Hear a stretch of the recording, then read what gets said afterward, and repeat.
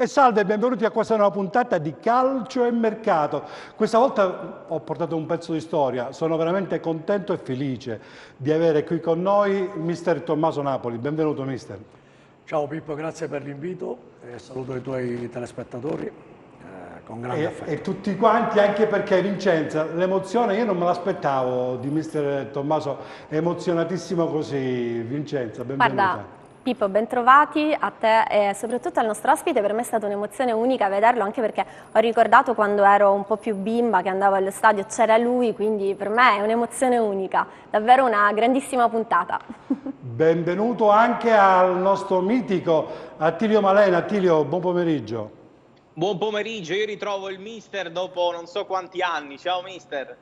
Ciao Attilio, ben ritrovato. Stai facendo commuovere a tutti quanti. Questo perché lo ricordiamo per i giovanotti che non ricordano magari la storia. Mister Tommaso Napoli è quell'allenatore del Cosenza Calcio unico che ha avuto 22 risultati utili consecutivi, unico allenatore della storia del Cosenza Calcio. Non solo, ha vinto i playoff di Serie D nell'unico anno in cui non hanno ripescato la prima squadra.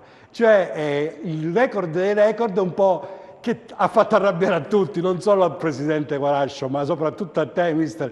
Quel 3-2 di Arezzo, io ancora ricordo il gol di Varriale e le lacrime e la voce che ho perso. 93, però rimane un ricordo bellissimo perché poi siamo riusciti a portare anche 2000 e passa persone ad Arezzo, e non era semplice, soprattutto per una Serie D. Infatti abbiamo dovuto cambiare anche il campo perché era il campo, mi sembra, di Firenze, ma i nostri tifosi per il numero che erano non ci bastava la capienza. E la cosa bella è che poi ne hanno usufruito poi l'anno successivo per il ripescaggio, perché la squadra era arrivata nuovamente ai playoff, perciò il buon risultato dello scorso anno e il buon risultato dell'anno dopo, diciamo, che hanno comportato a un richiamo, diciamo, di nuovo di una C2, diciamo.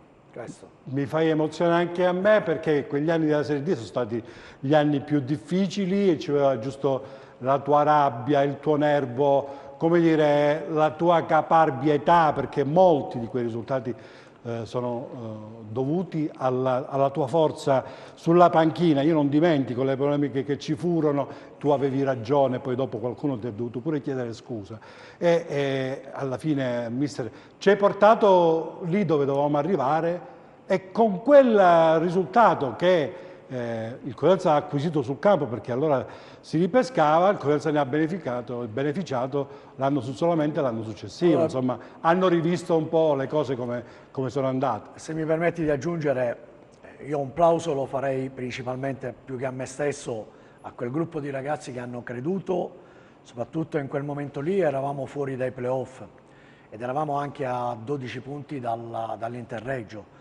Per cui quando io ho avuto il piacere di conoscere il presidente Guarascio per la prima volta nel mio colloquio di lavoro, dissi che era una squadra che poteva ancora puntare al primo posto. E lui mi guardò un po', come dire, con curiosità, perché dice o è pazzo oppure. Però grazie al buon lavoro del mio staff, che ricordo ben volentieri, Saverio Bisceglia faceva l'allenatore in seconda, Luciano che era l'allenatore dei portieri, Michele Bruni che era il preparatore atletico, e tutto il gruppo dei ragazzi che era presente in quell'anno lì, abbiamo recuperato tanti punti, siamo andati a vincere pure con fuori casa a Reggio Calabria. Peccato che non siamo saliti direttamente per un punto, perché poi alla fine la classifica non siamo saliti su per un punto, e poi siamo entrati, diciamo, tra virgolette, dalla porta secondaria, perché dovevamo essere ripescati in Serie C. Per cui un grande applauso lo faccio al mio staff e soprattutto ai ragazzi, e poi, se mi permetti, e non per ultimo, alla gente che ci ha sostenuto e che è venuto di nuovo in massa al campo, perché c'erano all'inizio, io le prime 3 partite le ho fatte in campo neutro perché il campo era squalificato, per cui non avevamo nemmeno pubblico, bene. A Scalea, se ben ti ricordi, sì. E poi quando siamo rientrati nuovamente una volta a Reggio, se non sbaglio. No, sempre a Scalea, se non ricordo male. Non Reggio, in provincia, dove non mi ricordo quale campo era, andammo a fare un campo neutro, mi pare in provincia di Reggio, adesso non ricordo Non male. mi ricordo. Va bene. E poi forse con la Nissa, quando ancora io non c'ero, a Rosarno era. Sì, esattamente. Perché io sono arrivato poi la settimana dopo. Sì. E poi la gente si è entusiasmato, ha seguito questi ragazzi, vedeva i risultati, vedeva i sacrifici che facevano questi ragazzi. E poi lo stadio era sempre strapieno perché abbiamo avuto la fortuna quasi sempre di giocare in casa, perché con gli abbinamenti che andavamo a beccare era... Però ormai È riacceso sono gli dei bei entusiasmi. Cosenza è un pubblico molto caloroso, ma adesso in tempi di lockdown purtroppo dobbiamo fare a meno di questo, e io vorrei parlarne anche con il buon Attilio Malena. Attilio, il mister è tutto tuo. No, vabbè, con il mister credo che ci siano tanti argomenti da poter sviscerare insieme, a partire da quella miccia che è scoccata in quel momento. Facendo un parallelo a distanza di anni, indipendentemente dalla categoria, visto che sa come si fa, come si accende quella miccia, o quantomeno come si prosegue e non farla spegnere, perché poi è quello il succo del discorso: come si fa a non far disinnamorare un pubblico sempre molto esigente come quello di Cosenza, indipendentemente dalla categoria, visto che il segreto lo sa. Adesso siamo in una categoria importante, guadagnata sul campo, dove veramente bisogna dire bravi a questi ragazzi, bravi allo staff di Roberto Chiuzzi, bravi Tortelli, bravi Carnevali, ma bravi anche il preparatore atletico, un po' tutte quelle componenti, il magazziniere, tutte quelle componenti che hanno portato. Per non far spegnere la miccia e l'entusiasmo, secondo me, la gente di Cosenza, la tifoseria, deve avere pazienza, perché il campionato è finito da poco e c'è un mercato in corso che tu segui attentamente, sei bravo nel tuo lavoro e sai che certe volte non è semplice andare a prendere un giocatore, perché non c'è solo Cosenza, ci sono tante squadre e lì tante volte si gioca anche al rialzo, il denaro alcune volte la fa anche da padrona. E quello di dare fiducia all'operato di Trinchera insieme allo staff, per cui in quel caso lì di Roberto Chiuzzi, perché hanno le idee chiare, secondo me. Stanno prendendo dei giovani interessanti, hanno bisogno di entrare nel sistema Cosenza Calcio, sistema ambientarsi qui a Cosenza, perciò dobbiamo dargli anche un minimo di tempo per lavorare. Stanno costruendo una squadra piano piano interessante. In questi campionati la prova e la dimostrazione, siccome prima si criticava a spada tratta, ormai eravamo retrocessi, ci siamo risollevati, siamo saliti nuovamente sul carro dei vincitori tutti quanti.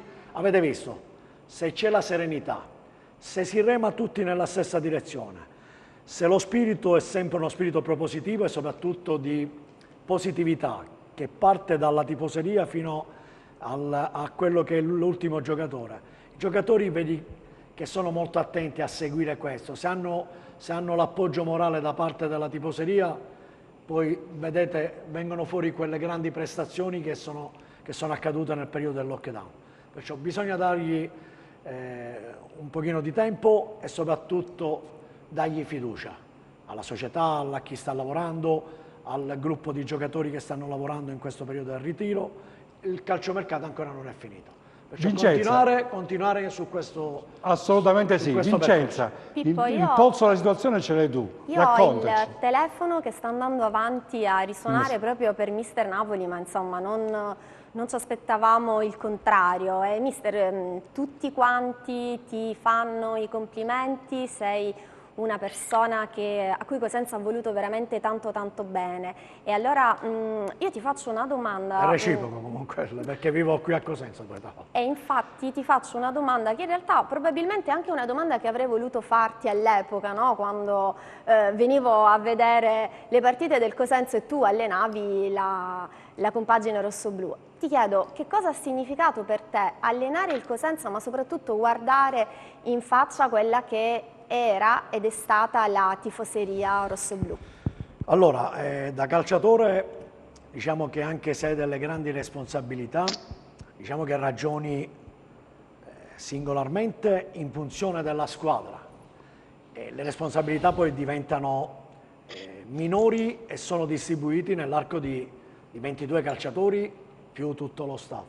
Da allenatore era come se io avessi sulle spalle tutta la città di Cosenza, ma non solo, anche la provincia, l'Interland, per cui la responsabilità di ottenere un risultato importante e soprattutto che dovevamo recuperare in quel momento lì tanti punti all'Interreggio per cercare di arrivare almeno nella migliore posizione, o se, come ero io in quel momento lì, da pazzo scatenato, insieme al gruppo dei miei ragazzi, di potercela fare anche direttamente. Perciò da allenatore c'è molta più responsabilità e io penso che anche Roberto questo lo ha vissuto e lo vive sulla propria pelle, perché lui, secondo me... Fermo lì perché te ne faccio parlare dopo di Roberto, perché io so che tu hai un ottimo rapporto con Roberto Chiuzzi, vi conoscete, vi frequentate e tra le altre cose anche con un tal Moschella che lui ha voluto vicino a lui. Dopo mi dovrai raccontare tutti i retroscena perché tu conosci molto bene Roberto, so che vi frequentate. Un'indiscrezione ce l'hai? Veloce veloce perché adesso voglio buttare il mercato con Malena. No, diciamo che con Roberto abbiamo noi su WhatsApp una chat che è tutte le vecchie glorie del Cosenza, per cui... Bellissimo. Da Fatemi Gigi Simoni centrare. a Gigi De Rosa, Ugo Napolitano, Urban, Biagioni, De Angelis, mister Cosenza Michele che è il nostro allenatore, perché è la squadra del nostro capitano, per cui noi in quel periodo lì di lockdown cercavamo di dare una forza morale a Roberto, perché era, chiunque in quel momento lì aveva una grossa responsabilità e che non poteva sbagliare niente o almeno sbagliare il minimo indispensabile. E lui è stato bravo, bravissimo, uso anche il superlativo perché chi dice fortuna, chi dice, lì c'è anche la bravura. Ci sono anche gli attributi maschili, non facciamo nomi ma subito. C'è anche la bravura di uno staff. Assolutamente, tutta la squadra ha funzionato anche il contorno, anche la stampa, caso strano, tutti quanti in coro. E allora, Attilio, subito le prime notizie di mercato, tocca a te rompere il ghiaccio, calcio e mercato, tocca a te Attilio. Sì, le prime notizie di mercato della giornata che chiamano in causa riguardano Crotone e Reggina. Partendo dal Crotone, l'ultimo colpo in ordine di tempo si chiama Draguš, attaccante classe 99 che quest'oggi ha sostenuto le visite mediche e firmerà il contratto che lo legherà al Crotone. Poi il mercato del Crotone entrerà nella fase del consolidamento delle cosiddette ciliegine sulla torta che poi andranno a guarnire la rosa già al 70% costruita dalla società pitagorica a disposizione di Giovanni Stroppa. Altra notizia del giorno per quanto riguarda la Reggina: è arrivato e atteso in giornata in città Fatih, che firmerà un contratto triennale, sosterrà le visite mediche, un rinforzo importante per il centrocampo di Mimmo Toscano. È attesa anche il definitivo via libera, il definitivo sì da parte di Tiago Cionek, per cui è il giorno sia di Fatih per il centrocampo che di Cionek per la difesa, in attesa che poi le cessioni riguardano e rischiano poi alla fine di complicarsi. Parole dure da parte del direttore sportivo Massimo Taibi su Blondetti in giornata. Blondet che sta dicendo no a tutti, la Reggina non avrebbe nessun tipo di problema a tenerlo, ma fuori rosa. Il Catanzaro spera ancora. Sarao ha scelto il Catania, lo abbiamo detto. Su De Francesco è entrato in gioco fortemente l'Avellino. C'è stato un incontro nel weekend tra il direttore sportivo Massimo Taibi e l'uomo mercato dell'Avellino Salvatore Di Somma con l'intermediario ed ex direttore sportivo del Modena Cannella per gettare le basi per un eventuale trasferimento di De Francesco all'Avellino. La Reggina ha dato il via libera, vedremo se l'Avellino riuscirà a trovare l'accordo in queste ore con il calciatore. Bene, e allora noi cominciamo a introdurci nel calcio giocato, perché sabato si è giocata la prima amichevole sia per il Cosenza che per la Reggina. Il Cosenza ha vinto 3-1 con la Vibonese, la Reggina ha perso 2-1 con il Benevento in Serie A, addirittura andata in vantaggio. Però ci sentiamo prima la sintesi di Cosenza Vibonese tratta dal video che il Cosenza Calcio ha diffuso con la cronaca di il buon Gianluca Pasqua insieme a Daniele Cianflone, e sentiamoci subito questa spezzone della sintesi della partita. ferma tutto Sciaudone che poi se ne esce in bello stile, ancora Sueva, poi De Angelis. palla per De Angelis e Sueva si propone a sinistra, sale anche Baez centralmente, ancora Sueva, si muove bene, poi il tiro con Mengoni che respinge in presa, fermato Bruccini, Carretta per Bruccini, c'è Litteri, Ottima eccolo davanti a Mengoni, Litteri in area, Litteri e la palla in gol, 1-0 per il Cosenza, allarga ma sbaglia perché Bruccini intercetta, c'è Carretta che può scattare in linea, Litteri, ancora Litteri, il dribbling e poi l'appoggio per Carretta, Mengoni. Litteri ancora Litteri lanciato verso la rete, Litteri entra in area, Bravo. il dribbling, ancora Litteri, la parata di Mengoni e poi va giù Litteri, commette fallo. Marco Ingrosso parla per Baez, Se sta bene non è male. pallone per se Carretta, sta bene, prova non è. lo spunto con Sacco Parliamo. che poteva esplodere il sinistro e poi la Baez, conclusione nella rete di Baez, 2-0 al terzo minuto, subito sull'asse Sacco-Baez, ha fintato il tiro, Sacco aveva la possibilità di andare a segnare e invece ha dato palla a Baez che si è inserito bene sulla sinistra, gol molto bello. out, è riuscito a parare 3 rigori. Attenzione, E c'è la rete. Uno svarione dopo che Idda era riuscito ad evitare, Montagno. abbastanza interessante, spazzato via e poi allontana la difesa della Vibonese, mette palla al centro Carretta che è in posizione regolare, Tiritiello Carretta, il tiro alla rete, gran 3-1 e Carretta. Mister, io subito ti chiamo perché innanzitutto io ho visto 2 giovanotti che mi sono, anzi 3, piaciuti tantissimo. Questo De Angelis che viene dalla Lazio della Primavera, del Cosenza, Sueva che tutti conosciamo schierato a sinistra, mi è piaciuto molto, così come questo nuovo arrivo Sacco che dà il pallone praticamente a Baez invece di tirare lui fa gol, e in più da dire che Carretta non lo puoi lasciare solo, lasciato solo entra in area e sponda. In tutto questo Litteri che si presenta con un gol e un quasi gol. Quando il giocatore fa la preparazione, mister, probabilmente Cosenza se lo terrà. Ma potrebbe essere la sorpresa sempre se ritengono di tenerlo nel gruppo, visto che l'anno scorso poi è stato ceduto a un'altra squadra. Litteri è un giocatore che in B ha fatto anche tanti gol, è bravo, se sta bene, ma non penso solo lui, ma chiunque fisicamente può dare il suo contributo. A me come giocatore piace. E ha dimostrato nel Cittadella di essere un giocatore importante. Lo può essere anche qui a Cosenza, tutto dipende dal... Tu hai detto la preparazione. Io penso che se ognuno di noi lavora sul periodo di preparazione è anche un prevenire tanti infortuni, perché ti prepari a una stagione importante e soprattutto un campionato difficilissimo che dura tantissimo, per cui che se arrivi pronto all'appuntamento diciamo che è già una grande cosa, e questo non è soltanto Litteri ma anche tanti altri giocatori. Vincenzo, abbiamo domande? Abbiamo domande, ne abbiamo tantissime. Attilio Malena, ho una domanda per te, mi riaggancio al discorso di Pippo per quanto riguarda sia Litteri che Carretta. Carretta si è dimostrato fondamentale, oltre ad aver segnato il gol contro la Vibonese. Mi chiedono se c'è qualcosa di vero circa i rumors su Carretta che potrebbe andare ad Ascoli?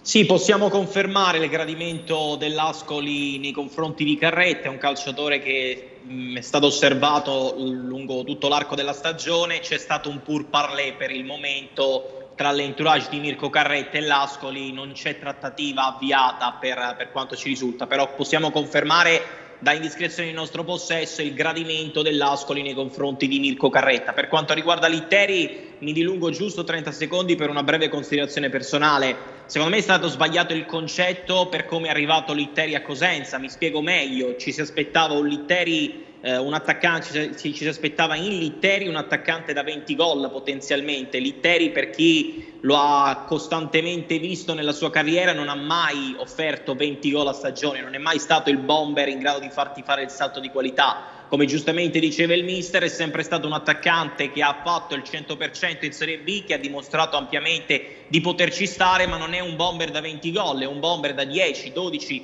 gol a stagione che all'interno di una rosa come quella del Cosenza anche attualmente dal mio punto di vista ci può stare.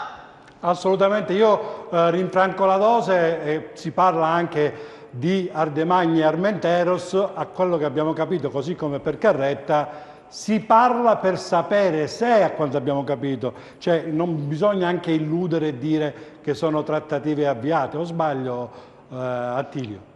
No, Ardemagni avevamo già spiegato venerdì che il Cosenza possa chiedere informazioni, noi questo non lo escludiamo anche se non abbiamo riscontri, ma Ardemagni ha un ingaggio, senza entrare nel dettaglio, molto alto e alla portata di poche formazioni in Serie B. Per il Cosenza, per la strategia che il Cosenza ha messo in atto anche in questa sessione di calciomercato, Ardemagni possiamo tranquillamente definirlo come attaccante fuori budget e non credo francamente sia l'attaccante giusto per quello che sta cercando il Cosenza in questo momento. Dall'altra parte si è parlato moltissimo anche in queste ore del profilo di Armenteros. Qui il Cosenza ha chiesto informazioni a Armenteros. Sarebbe un'occasione di mercato visto che è svincolato, anche nell'ultima stagione a Crotone ha dimostrato di poter fare la differenza, ma anche in questo caso parlare di trattativa prossima alla chiusura, di fumata bianca in arrivo, ce ne passa. Sono due attaccanti per cui il Cosenza si sta muovendo, l'impellenza è quello di regalarlo nel più breve tempo possibile a Roberto Chiuzzi, anche perché numericamente si ha bisogno di un attaccante anche importante, vista comunque la partenza di Riviere, e che su Litteri bisognerà capire quanto poi potresti puntarci anche fisicamente parlando, per cui il Cosenza Ardemagni ingaggio fuori portata. Per quanto riguarda Armenteros, giusto per intendersi, ci limitiamo al sondaggio per il momento, perché è bene sempre sottolineare per il momento, perché qualcosa che diciamo noi in questo momento quando stiamo parlando alle 15:30, alle 15:32 può essere tranquillamente smentito dai fatti. Attilio, tu sei sempre chiarissimo, ti ringraziamo, vi chiediamo un attimino c'è spazio giusto per la pubblicità, restate con noi.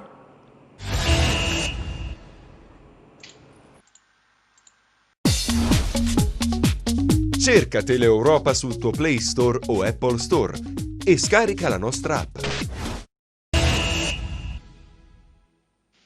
E allora, torniamo in studio, stavamo parlando del Cosenza, stavamo parlando delle trattative di mercato, però adesso abbiamo una sorpresa molto importante. Io non so se la regia è pronta con il collegamento telefonico. Quando siete pronti mi fate un cenno, perché volevamo aprire questa seconda parte con una delle più belle lettere, a mio avviso, scritte da un calciatore che lascia Cosenza. Si tratta di Tommaso Dorazio, che sul suo profilo Instagram ha lasciato una lettera d'amore, non è un addio, è una delle cose più belle, guardatelo. E qui lui ci siamo, a malincuore è arrivato il momento di lasciare il blanco. Ci tengo a ringraziare il direttore Valotti per aver creduto in me e per avermi dato la possibilità di approdare a Cosenza, al dottor Enrico Costabile per quello che ha fatto per me, per la vicinanza, la sua professionalità. Un grazie sarebbe davvero riduttivo, probabilmente senza la sua esperienza starei su di una sedia a rotelle. Sono arrivate in punta di piedi, poi finisce la lettera. Questa città per me sarà sempre una seconda casa. Vi lascio un pezzo del mio cuore, grazie Cosenza, sempre forza Lupi. Ed è con noi Aladino Valotti. Buongiorno direttore. Pronto? Aladino, mi senti? Io sento benissimo. Ok, se mi alzano e ritorno in studio. Lui sente benissimo, mi senti, vero? Parla un po'? È caduta la linea. Caduta la linea, va bene. Ne parliamo. Quando è pronto il collegamento mi fate sapere se c'è Aladino. Vedi Pippo, io adesso Vai nel frattempo, tranquilla che perché ci siamo il collegamento. queste sono cose belle da sottolineare, a prescindere poi da quello che è stato l'escursus all'interno del campo del calciatore. Quando leggi questi messaggi, che sono davvero messaggi d'amore, allora ti si apre il cuore e capisci che oltre a giocare, a tirare calci ad un pallone, dietro c'è veramente tanto altro. Quindi, mi sa che Aladino c'è il collegamento, vero? Ti sì, senti? io ci sono. Perfetto. Buongiorno. Buongiorno a te. Aladino, tu sei un altro pezzo di cuore di Cosenza. Quando ci hai lasciato ci hai fatto veramente piangere. Io ricordo molto bene il tuo attaccamento alla città e alla squadra di Cosenza. Ma questa lettera d'amore di Tommaso Dorazio è straziante, strappa il cuore. Sì, ho avuto modo anch'io di leggerla e penso che sia la dimostrazione di quello che è Tommaso. Tommaso è un ragazzo d'oro, un ragazzo molto molto sensibile dal punto di vista umano, e questi anni passati e trascorsi a Cosenza hanno lasciato il segno. Lui ha cercato sicuramente di dare tutto, come un po' nelle sue corde, magari non in pompa magna o facendo chissà che manifestazione per farsi notare, ma l'ha fatto con professionalità e con impegno, e questa lettera insomma lo dimostra. Ma è anche vero che a Cosenza, insomma, quello che hanno vissuto in questi anni, insomma, penso ai ragazzi, penso che rimanga un po' nel cuore a tutti quanti, perché hanno fatto delle cose straordinarie, meravigliose. Qua in studio c'ho una persona che ti vuole salutare tanto caramente, è Tommaso Napoli, il mister Tommaso Napoli, conosci molto bene. Sì. Ciao Ladino. Ciao mister, ciao Tommaso. Diciamo ciao. che non siamo stati compagni di squadra, però No, da avversari qualche tante volte lo siamo qualche stati. battaglia ce la sì. Che bello. Belle, Tu adesso belle. so che stai facendo una cosa molto importante, Aladino, direttore sportivo della Primavera del Napoli, o sbaglio?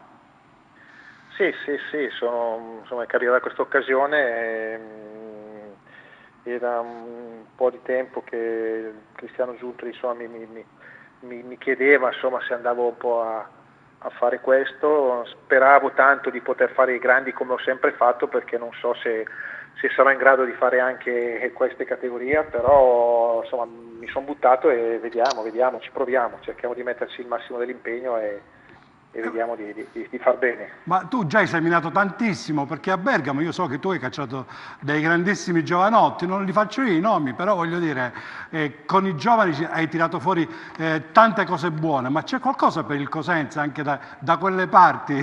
Io ci provo sempre a cacciare qualche notizia, Ladino.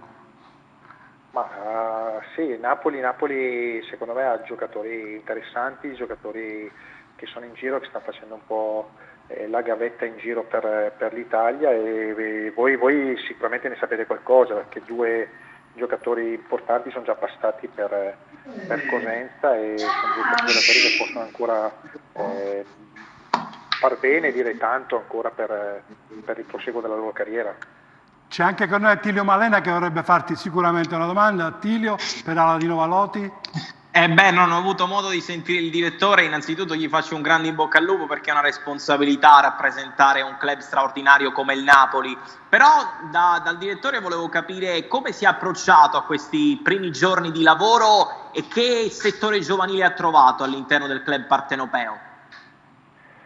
Ma inizialmente quest'anno siamo partiti con un po' di problematiche, ma penso che sia un discorso proprio generale legato un po' a quello che il momento che stiamo vivendo.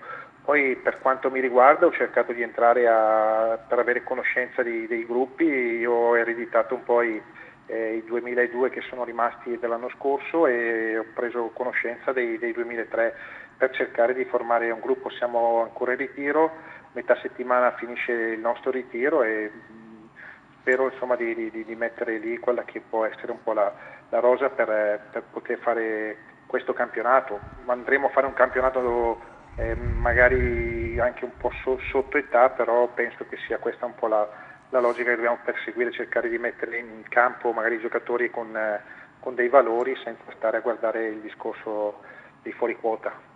Una domanda mi corre d'obbligo, direttore, penso sicuramente stai seguendo una delle tue passioni, il Cosenza. Che idea ti sei fatto di questa salvezza conquistata così, con i pugni tesi, come dire, con una grande grinta, e soprattutto questo avvio di campionato che sta dimostrando un po' di lavorare su quel gruppo che praticamente ha conquistato la salvezza? Ma sicuramente sono molto molto contento per quello che hanno fatto, e la cosa insomma mi fa molto piacere.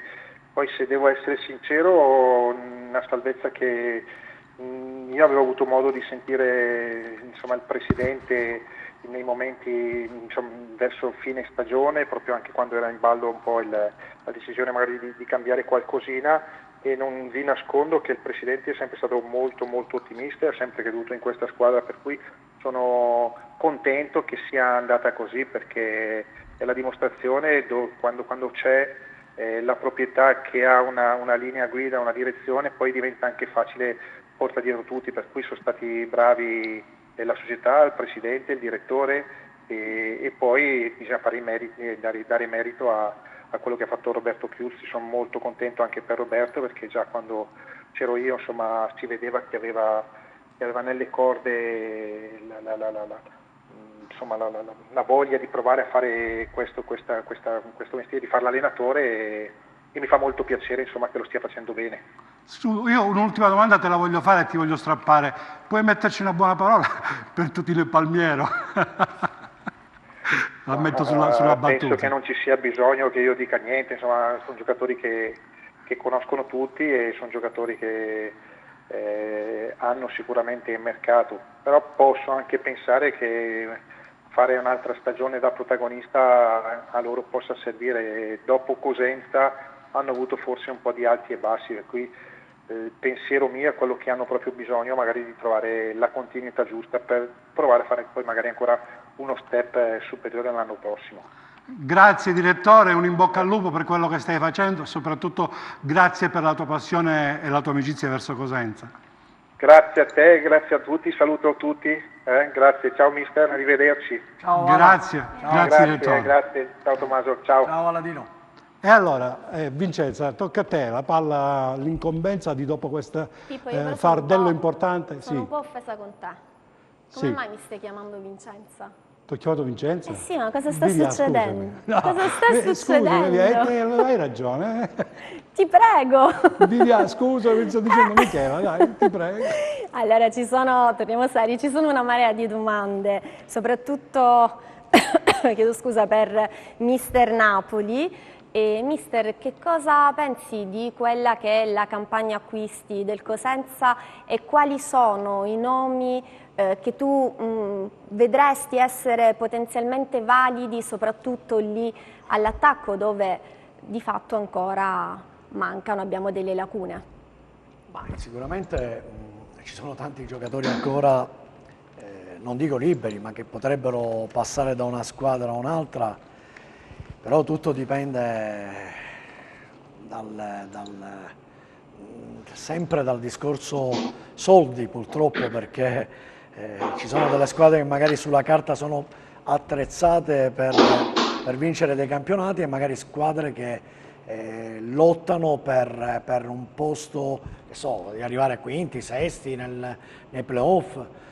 Ripeto, ci sono tanti giocatori, però di solito le squadre che puntano a vincere giocano d'anticipo e non è semplice, anche se dico sempre, e la prova e la dimostrazione è stato lo scorso anno, cioè parlo della stagione 19-20, che squadre costruite a vincere come il Pescara e come il Perugia, dove aveva Iemmello, dove aveva tanti giocatori importantissimi con uno miglior realizzatore della Serie B, si sono ritrovati in Serie C. Perciò, alcune volte non è il nome, ma è quando si gioca da squadra, non si gioca per se stessi e dove fai degli ottimi campionati e ottieni dei risultati. Perciò non sempre è il nome a fare la differenza in un terreno di gioco.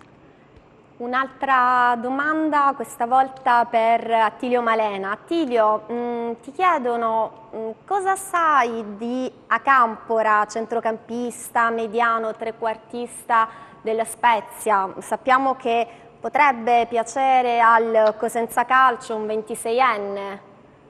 Allora, Acampora, Tutino, Palmiero, Chereche, sono tutti giocatori che vengono accostati periodicamente al Cosenza di anno in anno. E visto che un buon direttore sportivo che si rispetti torna sempre sul luogo del delitto, Gennaro Acampora possiamo tranquillamente inserirlo nella lista degli obiettivi per il centrocampo del Cosenza. È un nome che, ripeto, torna ciclicamente quando si apre il mercato, che sia gennaio, che sia giugno. Anche in questa sessione di calciomercato il Cosenza ha sondato il terreno per Gennaro Acampora, che è un obiettivo del Cosenza per il centrocampo anche secondo quanto raccolto in mattinata. Io torno anche sul luogo del delitto perché c'è ancora un reparto che, oltre a quello di cui abbiamo parlato, il reparto offensivo, c'è il reparto difensivo che sotto i raggi X si parla di questo terzino sinistro, questo Buongiorno, si parla di un altro centrale. Che notizie abbiamo sulla difesa? Su Buongiorno abbiamo spiegato come Buongiorno sia centrale, una pedina... scusami, l'esterno era quello della Roma, ho sbagliato io, perdonami. E Antonucci, che erano stati richiesti dal Cosenza, però per il momento non ci sono sviluppi. Su Buongiorno il Cosenza ci sta provando, non è una trattativa di facile concretizzazione, anche perché sul calciatore si è mossa da tempo anche la Salernitana. Castori lo ha avuto a Trapani, conosce le potenzialità, è un calciatore che probabilmente ancora deve fare quel salto di qualità e affermarsi. Il Cosenza ci sta provando, ha l'identikit giusto. Assolutamente. Allora, partiamo un po' con gli RVM, abbiamo tanti RVM ancora da farvi vedere, soprattutto quello di Occhiuzzi a fine partita che sintetizza così la partita, la prima partita, possiamo dire, ufficiale del Cosenza in amichevole. Sì, assolutamente, sono contento del lavoro fatto in questi giorni dai ragazzi, anche perché l'obiettivo mio è sempre quello di allenarli al meglio, allenare i ragazzi che ho, perché poi in campo devono fare questo tipo di prestazione, una prestazione innanzitutto con sacrificio, che è la cosa più importante che devono mettere, la collaborazione tra di loro e poi portare in campo tutti i concetti che durante la settimana li lavoriamo e li lavoriamo con testardaggine, perché poi se si crede in alcune cose poi in campo riescono. Insieme al mio staff il lavoro che si fa giorno dopo giorno è pesare il nostro lavoro. Pesare il nostro lavoro, cioè dare un giudizio su ciò che vediamo, e per questo riprendiamo molti allenamenti, riprendiamo le gare, rivediamo il tutto più volte, perché dobbiamo noi dare un giudizio sul nostro lavoro perché lo conosciamo. E confermarsi giorno dopo giorno, domenica dopo domenica, vuol dire che insomma abbiamo davvero tanta strada da fare insieme, una strada che sicuramente sarà sempre in salita, perché se si inizia si deve arrivare sempre più in alto, e quindi però questa salita si deve scalare con delle idee giuste, idee chiare, e siamo contenti insomma di questo. Allora, mister, ovviamente adesso parliamo sul tecnico, per forza devi illuminarci tu.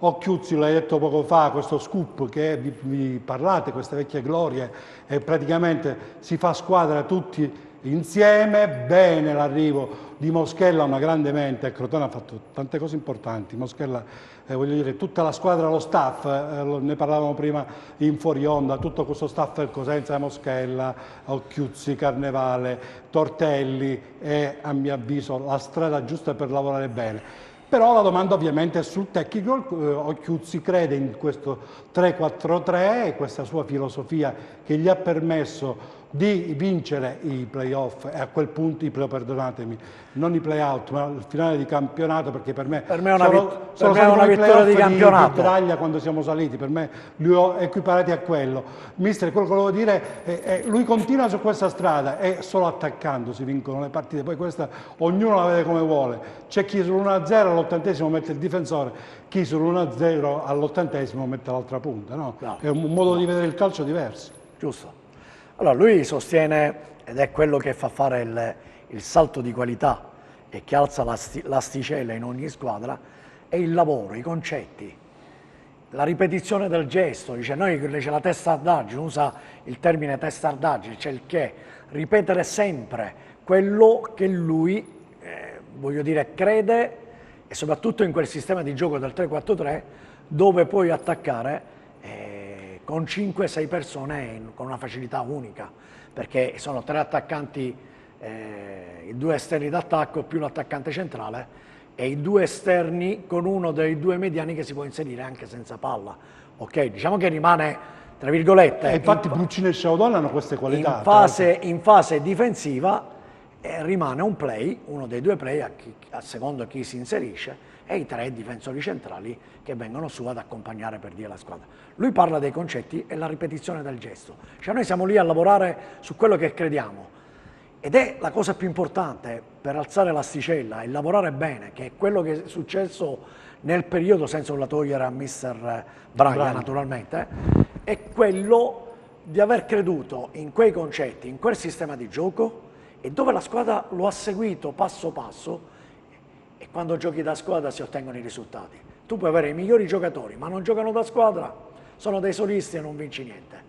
allora lui sta continuando quel suo pensiero e fa bene, oltretutto sta prendendo anche dei giocatori per quel sistema di gioco. Assolutamente. Perché vanno di pari passo in sintonia con Trinchera, perché non è che i giocatori parlano tanto, dialogano tanto per quello che possono essere magari in un ruolo tre giocatori, con la speranza di prima, seconda, terza scelta. Non significa che la prima scelta va bene e la terza non è, di mettere almeno 2 o 3 giocatori per ogni ruolo dove che lui vuole intervenire. Sentivo che vuole prendere un difensore centrale in più, ok, fa bene, è un campionato lungo, perciò c'è bisogno di tutti, c'è bisogno dei rincalzi.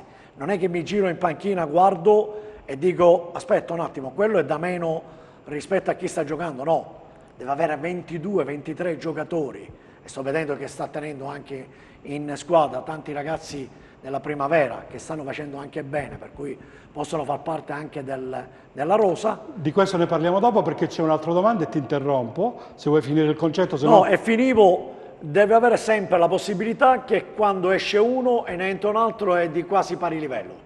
Assolutamente sì. E infatti a fine partita, intervistato dal buon Gianluca Pasqua, il presidente Guarascio ha parlato di un movimento importante dentro questo calciomercato. Noi pensiamo che 14-15 arriverà qualcosa di importante, e sentiamo Chiuzzi cosa ha risposto, perché Gianluca ha detto e allora il calciomercato cosa ti aspetti, cosa arriverà, anche perché ieri abbiamo giocato con 2 ali che erano 2 under, però hanno fatto la loro egregia figura. L'avversario ovviamente ancora pure lui sta rodando, non è che abbiamo trovato il grande avversario, con tutto il merito per Galfano e per la Vibonese che ha giocato un'ottima partita, poi lo sentiremo. Sentiamoci il secondo Chiuzzi. Noi abbiamo le idee chiare, l'abbiamo detto all'inizio, le idee sono molto chiare, sappiamo che deve arrivare la gente che vogliamo, insomma, quindi se stiamo attendendo alcune cose è proprio per questo.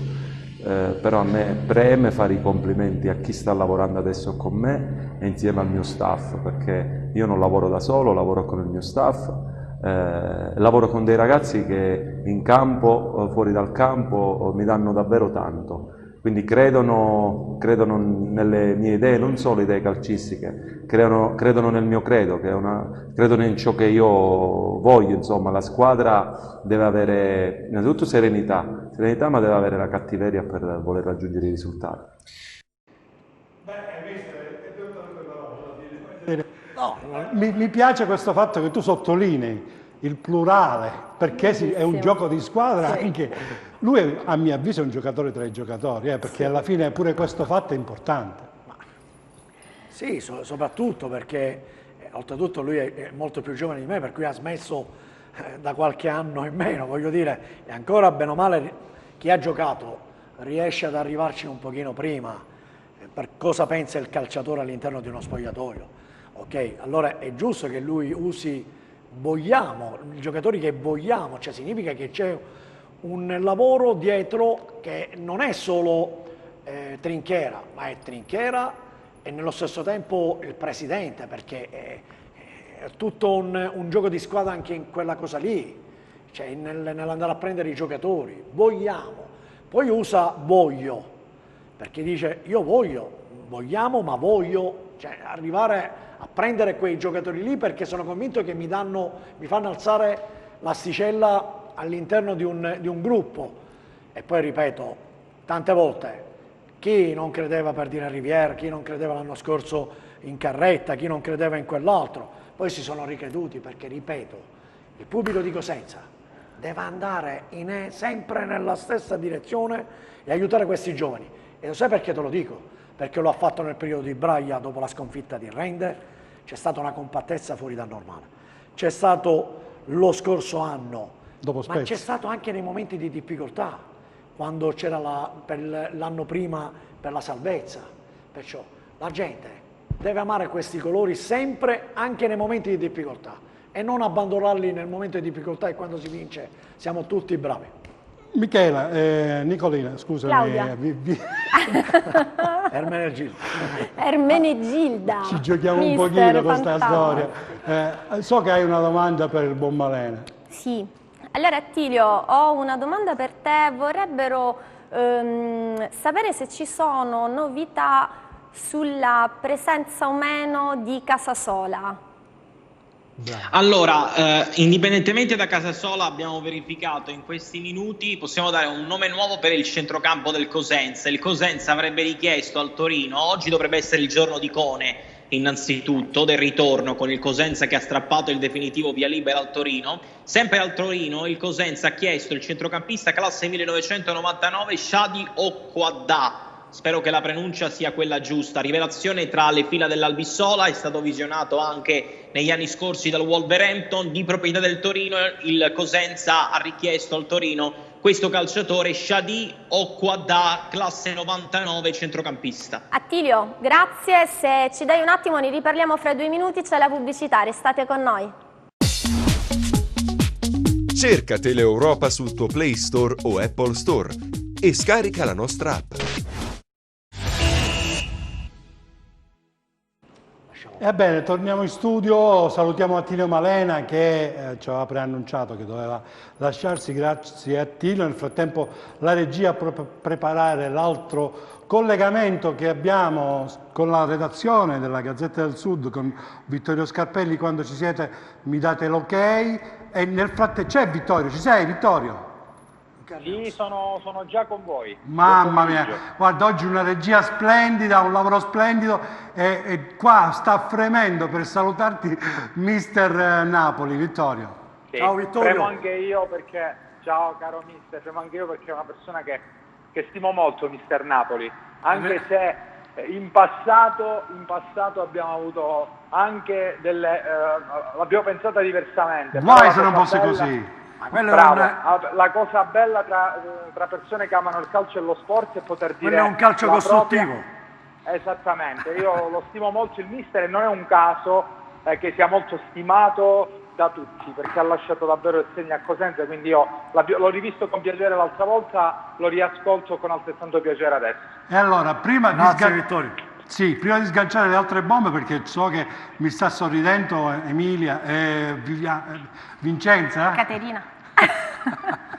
Mi sta sorridendo, c'è qualcosina. Io c'ho un altro RVM da sentire e riguarda proprio i giovani, settore su cui tu so che lo segui tantissimo, il settore giovanile Vittorio, che il Cosenza ieri sta lavorando ovviamente a piene mani, e ci sentiamo subito mister Occhiuzzi che parla proprio dei giovani che hanno fatto bella figura sabato. Occhiuzzi. Sappiamo che è impossibile parlare dei singoli, però quando si tratta di giovani le belle notizie arrivano anche dal settore giovanile. Assolutamente sì, grazie per la domanda. I ragazzi del settore giovanile li ringrazio ogni giorno, puoi chiedere a loro. Proprio stamattina gli avevo fatto dei complimenti perché hanno sofferto i primi giorni di ritiro tantissimo e negli ultimi giorni di ritiro mi hanno dato tante soddisfazioni e oggi me ne hanno date tante. Hanno fatto dal primo all'ultimo chi ha giocato 10 minuti, chi ha giocato 30, chi 40, chi tutta la gara mi ha dato delle soddisfazioni importanti perché quando lo riconoscono i grandi riconoscono la serietà e il lavoro di questi ragazzi, la loro crescita per me è una grossa soddisfazione, quindi li ringrazio davvero tanto. Dovranno crescere insieme agli allenatori del settore giovanile e noi assolutamente siamo qui per contribuire alla loro crescita.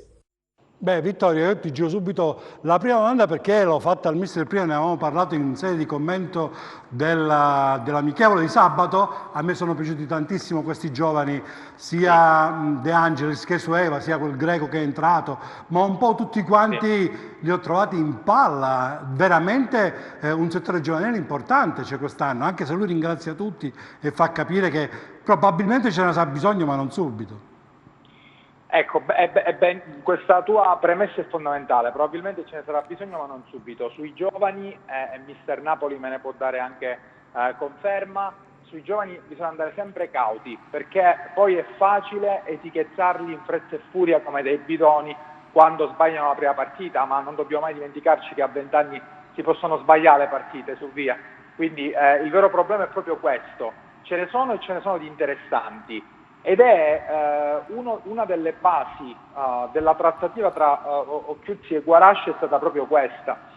Sfruttando il suo recente passato da allenatore del settore giovanile, Guaraci ha chiesto un qualcosa a Occhiuzzi, un qualcosa che non è riuscito a fare praticamente nessuno se non a sprazzi negli anni, in questi anni della Serie B, a cavallo tra la Serie C e la Serie B, che è quello di lanciare dei giovani del vivaio. Quindi non è un caso che Occhiuzzi ci stia dando dentro, sia per necessità, perché di giocatori di prima squadra non ce n'erano tantissimi a inizio ritiro, sia per convinzione. L'idea di piazzare Sueva lì a sinistra non è assolutamente campata in aria, mi sembra il giocatore più pronto del vivaio. Tu hai parlato di De Angelis, che è un giocatore che ha esperienza nei settori giovanili, ha giocato con la primavera della Lazio anche da sotto età, quindi sicuramente qualche giovane interessante c'è, ma sui giovani bisogna realmente andarci con i piedi di piombo nel loro interesse, e poi se vogliamo anche nell'interesse del Cosenza, che chiaramente non può permettersi il lusso di bruciare dei patrimoni, ad esempio come Sueva. E allora, Emilia, Vanessa. Ti piace Vanessa? Raccontaci tu la tua. Ciao Vittorio, buon pomeriggio. Ciao Vincenza, buon pomeriggio. Allora, una semplice domanda: dovesse malauguratamente sfumare l'accordo, la trattativa per Koulibaly e o Palmiero, ovviamente il centrocampo necessiterebbe di un calciatore sicuramente forte e dotato anche di corsa, quindi in grado anche di possedere una buona tecnica individuale. Il nome di Capezzi potrebbe essere un nome palpabile? Allora, il direttore del Cosenza non è caldissimo adesso su Capezzi, o almeno ufficialmente non lo è. È un giocatore che ha seguito, è andato vicinissimo a Capezzi lo scorso anno il Cosenza, e Trinchera ha 3-4 nomi che cerca da tempo e che vorrebbe portare a quel Cosenza, tra cui c'è appunto quello di Capezzi. Però mi sembra è stato un po' freddino quando gli ho posto la domanda, o comunque non mi è sembrato interessatissimo al momento. Poi il mercato è ancora lunghissimo, non dimentichiamocelo, quindi più che altro lui ha tenuto altri nomi, anche stesso discorso, che tiene un pochino nella sua bisaccia. Si è parlato anche oggi di Acampora. Allora, Acampora è un giocatore che il Cosenza segue da tempo, non c'è una trattativa, è bene precisarlo, però Trinchera è uno di quei giocatori che ha sentito, si è sentito rispondere allo Spezia che il ragazzo non è in uscita, quindi la trattativa non è stata imbastita proprio, e non risale questo sondaggio neanche a questi giorni, ma a diversi giorni fa. C'è anche Juan del Perugia, ecco, un altro nome che piace tantissimo a Trinchera. Qui però c'è da vincere la resistenza del Perugia. Di trattative vere e proprie per il centrocampo, almeno di quelle che siamo riusciti a scovare un po' tutti, non ce ne sono. Tanti sondaggi, tante situazioni che piacciono. Koulibaly e Palmiero, per esempio. Chiaramente siamo in mano ai destini altrui, perché se la Salernitana a un certo punto accelera per chiudere Palmiero, siamo fuori gioco. Se l'Udinese, come pare, resiste e non vuole liberare Koulibaly perché vuole testarlo per la prima squadra, è chiaro che il Cosenza è fuori gioco. Ma qualora venissero meno queste due prese di posizione, Trinchera ha già l'offerta per Palmiero, l'avrebbe, non l'ha ancora formulata ma ce l'ha. Stessa cosa per Koulibaly, che è il vero pallino di Trinchera da quando siede sulla poltrona di DS del Cosenza. E tu hai introdotto una cosa importante, il discorso Palmiero, il discorso Napoli-Salernitana, Lazio. C'è questo discorso della protesta dei tifosi, la amichevole interrotta con il lancio di 100 palloni in campo, sono spariti i palloni, ha detto il Presidente, però c'è questo discorso che fa un po' irretire le altre società. Se Lazio e Salernitana, che hanno praticamente lo stesso proprietario, fanno le plusvalenze con giocatori che appaiono, scompaiono, un po' si gioca anche sporco, Vittorio, sbaglio? Io credo che il problema è a monte. È chiaro che ognuno in coscienza dovrebbe operare eticamente in maniera corretta, però fin quando le regole non sono chiare o comunque non mettono dei freni, si possono trovare dei personaggi o dei presidenti, io dico ingordi ma lo utilizzo tra virgolette questo termine, in senso chiaramente metaforico, come il presidente Lotito. È chiaro che ci possono essere delle situazioni del genere. Io non vedo possibile che un presidente possa tenere il piede in due staffe, soprattutto se le staffe sono molto vicine, perché una squadra di Serie A e una squadra di Serie B sono davvero troppo vicine. Quindi io credo che oggi o domani bisognerà mettere mano al regolamento e impedire situazioni del genere, al di là del discorso delle plusvalenze.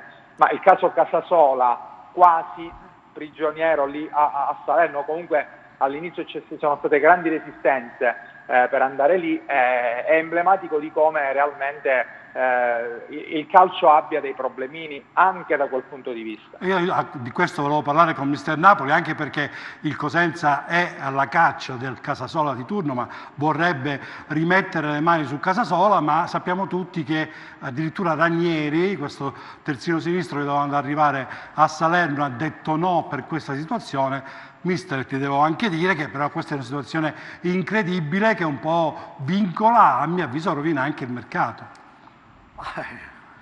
Alcune volte capita anche che un giocatore rifiuti una piazza, può capitare, per cui un giocatore che magari è prossimo ad andare via e uno a subentrare ti fa saltare un po' tutto il mercato. Per quanto riguarda, come diceva invece Vittorio, sul discorso dei presidenti che hanno più società, non è da adesso, perché nel periodo in cui io giocavo a Foggia, la buonanima del presidente Casillo aveva il Foggia, aveva il Bologna e la Salernitana.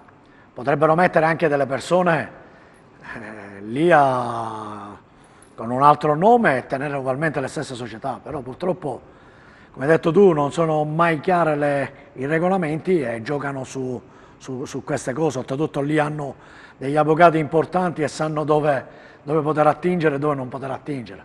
Cioè, è sempre esistito. Sì, adesso vorrei, parliamo di calciatori, vorrei introdurre un filmato prima, lo commentiamo dopo, soprattutto con te Vincenza, Riviera al Crotone, sentitelo un po'. Ci arriva. Quando sveglia stamattina lo sento bene perché voglio iniziare con la squadra e voglio allenarsi rapido perché io sono contento e c'è molto motivato. Sì, per me è una buona opportunità di iniziare la Serie A perché io sono venuto da qua per la Serie A, voglio conoscere la Serie A. Allora non lo sapevo perché da tutte le partite è differente, posso vai in profondità, giocare in piedi, fai con il cross, fai con il tiro. Non lo so, allora dipende dalla partita, come l'avversario gioca. Grazie, ringrazio il club e il tifosi perché io sono di qua perché il club vuole di me e grazie al club. Grazie al club. Vitto, se di colpo parla in italiano, bella battuta questa. Parla veramente benissimo l'italiano, Pippo, è fantastico. Sì, anche qui, vero Vitto? Sì, è un tipo silenzioso, non che abbia detto chissà cosa, Sì. chiaro. Però sicuramente... Ci aspettavamo un ricordo noi. Saluto, quantomeno un saluto. Allora, Riviera è stato probabilmente uno dei più grandi attaccanti transitati negli ultimi anni qui a Cosenza. Però lo raccontano tutti i compagni in primis come un giocatore molto schivo, non un viver di sicuro, ma comunque molto schivo, un ragazzo tranquillo che in campo esprime il meglio, non uno di cuore. Io ho un'immagine però di Riviera. Ha battuto la mano sul cuore quando ha fatto il gol. Sì, no, ma per questo dico, a me ricorda, al di là della mano sul cuore, io ricordo anche l'immagine dei tifosi festanti dopo la salvezza, è lui che riprendeva col tutto, telefonino, bravo. Col telefonino quasi quando imitava lui che faceva la gallina. Esattamente. Lo guardavano tutti quanti chiaramente come si guarda un beniamino, e lui era, non dico commosso, non voglio adesso azzardare questo, ma sicuramente mi sembrava coinvolto, non a tal punto, ma era stato chiarissimo fin dall'inizio, da continuare un'avventura non tanto a Cosenza, ma in Serie B in generale, quindi non è un problema di gradimento nella piazza, ma di categoria, solo di categoria. Questo ha svantaggiato chiaramente il Cosenza. Vittoria, a te! Guarda Pippo, mannaggia, hai perso proprio all'ultimo, però la V c'era. Quindi... Succede, dai. Allora, arrivano tanti messaggi su Riviera, ovviamente auguriamo e augurano il meglio al calciatore, perché a prescindere da tutto a Cosenza ha dato tanto, si è comportato sempre benissimo, quindi fuori e dentro il campo. Gli auguriamo sicuramente di fare non bene benissimo. E arrivano anche dei messaggi proprio da tifosi del Crotone che hanno grandi aspettative da questo giocatore, anche perché, bisogna dirlo, a Cosenza ha fatto un gran bene. E mister, da qui la domanda che i tifosi ti pongono: chi vedresti come sostituto di Rivière nel Cosenza? Ma potrebbe essere lo stesso ragazzo che è arrivato, Sacco. Potrebbe essere anche questo ragazzo qui, perché dalle caratteristiche, non dico che è Rivière, però si avvicina molto si avvicina molto dal punto di vista anche delle movenze. Forse magari rispetto a Rivière magari gli manca l'esperienza. Esatto, un po' meno esperto, però potrebbe essere anche lo stesso ragazzo. Io dico, diamo fiducia a chi sta costruendo, e soprattutto, avete visto, Attilio ha fatto dei nomi prima. Il Crotone ha preso 99, il Crotone ha preso 99, cioè significa che anche il Crotone, che sta facendo un campionato di categorie superiori, si affida anche ai giocatori giovani e forse anche, come dire, alla loro prima esperienza in Serie A. Cioè non è detto sempre che il giocatore che ha una vita, che gioca in Serie B, possa fare sempre bene, e magari un ragazzo che ha le prime esperienze non possa far bene. Tutto dipende dall'ambiente che trova, dall'allenatore se ha fiducia nel ragazzo, e Roberto viene da un settore giovanile e lo ha detto anche prima nell'intervista, che è felicissimo di avere e di allenare dei ragazzi che vengono dalla primavera. Perciò potrebbe essere lo stesso giocatore che hanno acquistato Sacco, il Rivière della situazione. Quindi, ce lo auguriamo. Se ho capito bene, perché qua vanno avanti ovviamente con i messaggi, abbiamo l'onore sono più veloci loro. Sono più veloci loro, assolutamente sì. Sono qui, tutti qua, sono tutti e tre appaiono sotto, mentre parliamo appaiono tutti quanti. Se ho ben capito, quelli che potrebbero essere eventuali limiti tecnici di alcuni giocatori potrebbero essere tranquillamente sopperiti da un gioco di squadre, quindi anche da un elemento psicologico importante e fondamentale che necessita tanto alla squadra del Cosenza ma a tutte le squadre. Naturalmente, che è quello di giocare con molta serenità e tranquillità, ma soprattutto sposando delle idee di un allenatore, il modulo, il sistema di gioco. E poi sapete che questo campionato qui di Serie B è un campionato molto di corsa, anche molto tecnico, tattico, e dove alcune volte viene fuori, per carità di Dio, questo lo mettiamo sempre sottolineato, alcune volte alcune partite vengono alla fine tirate fuori con una vittoria dal giocatore esperto,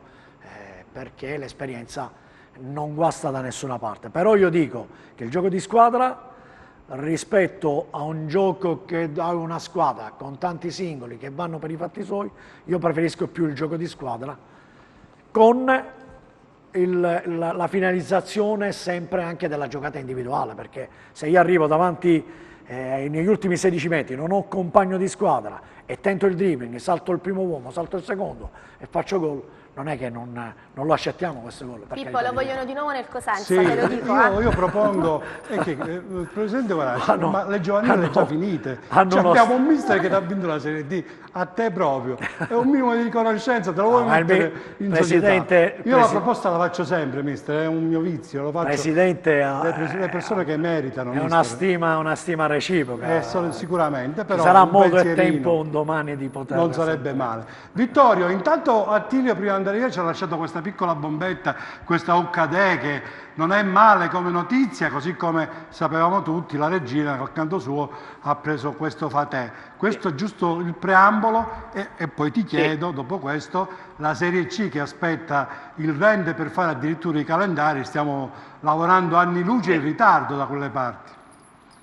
Allora, per quanto riguarda il mercato, sarò lapidario, sì, da Torino annunciano che il Cosenza è vicino, più che vicino sta sta trattando anche questa Okada, è un nome che era già stato fatto nei giorni passati, di sicuro l'affare Kone, ma anche la vicinanza, la presenza di un direttore sportivo che insomma Trinchera conosce molto bene lì al Torino, aiutano.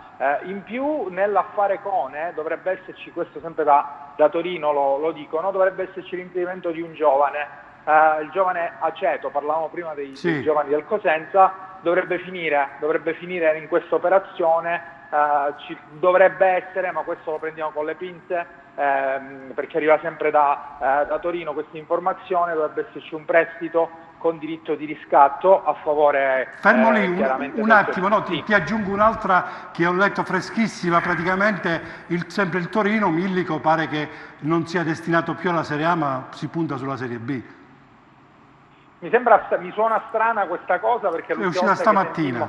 L'ultima volta che sentimmo il procuratore lui pareva determinato a portarlo in Serie A a tutti i costi. Evidentemente si è reso conto che il mercato della Serie A non è così, non insiste così tanto per il suo assistito, ed è chiaro che a scalare adesso penso che andrà a valutare alcune situazioni in B. Allora, il Cosenza era interessato o comunque aveva chiesto delle informazioni perché Trinchera ci prova per questi giocatori, gli piacciono, giovani, esterni, rapidi, freschi, sono i giocatori di Trinchera e sarebbero anche di Occhiuzzi perché per il modo del Cosenza sicuramente Millico potrebbe essere l'ideale. Il Cosenza ci prova, però bisogna sempre vincere quelle famose resistenze, ovvero il Cosenza non può magari permettersi degli esborsi particolari.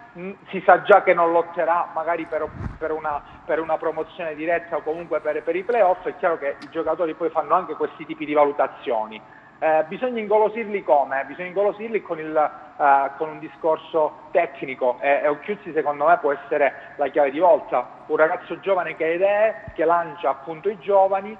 E poi Cosenza è una piazza che ne ha lanciato tanti di recente di ragazzi. Balulì è l'ultimo, però non dimentichiamoci Tutino, Palmiero, Cherecche, ragazzi che erano venuti senza arte né parte e qui sono diventati calciatori. Ecco, questa è l'arma che può giocare il Cosenza, però al momento su Millico il Cosenza è fermo a quella richiesta assolutamente qualche tempo fa. Però si sono riaperti i giochi, questo bisogna tenerlo sotto controllo. Allora, chiudiamo con la Serie C, prima di ripassarti la parola perché è giusto che in televisione regionale diamo spazio agli altri, mister, poi ce l'ho anche per te. Ci sentiamo prima mister Galfano. Dobbiamo chiudere, dobbiamo essere veloci. Salutiamo mister Galfano, avevamo pure l'intervista di fine partita, però siamo in chiusura, velocissimo mister. No, volevo chiudere, una volta tanto sono concorde, visto, non sempre con Vittorio. Con Vittorio quando diceva del discorso di tanti giocatori giovani che sono arrivati a Cosenza, i Palmiero e via discorrendo, che non li conosceva nessuno e hanno, io nei miei tempi, parliamo di secoli fa, quando sono arrivato a Cosenza nel 92 c'era Lionello Manfredoni, direttore sportivo, dove sono arrivati Monza che veniva dal Parma, Statuto che veniva dalle giovanili della Roma, cioè dei ragazzi che non conoscevano neanche nessuno. A Cosenza, ma non li conosceva nessuno. Ma neanche a Ocherè che conosceva nessuno. Non sempre. A me piace un giocatore che in questo momento mi sfugge il nome e volevo l'aiuto era dello Spezia, visto? Cioè, Meluso è un centrocampista giovane del posto di Ricci. Maggiore. Bravissimo. Questo io lo vedrei benissimo, ripeto, nello scacchiere, sempre se non lo tiene Meluso in Serie A, ma che potrebbe giocare anche in Serie A, è un giovane locale che ha fatto pure gol nella finale. Al Cosenza dobbiamo chiudere, ci spumano. Vittorio, veloce. Resterà dov'è? Resterà dov'è. Però hai visto, una volta tanto siamo concordi. Chiudo io.